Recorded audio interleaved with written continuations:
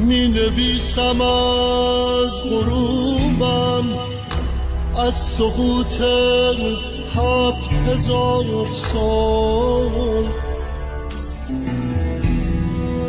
از افول یک تمدن، مرگ شعر شکستن بال. می نویسم از جوانی، از رگ سبز گذشته،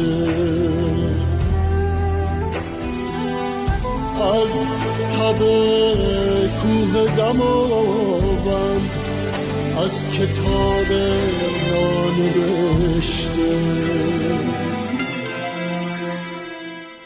رنگ این سالای آخر، رنگ نسل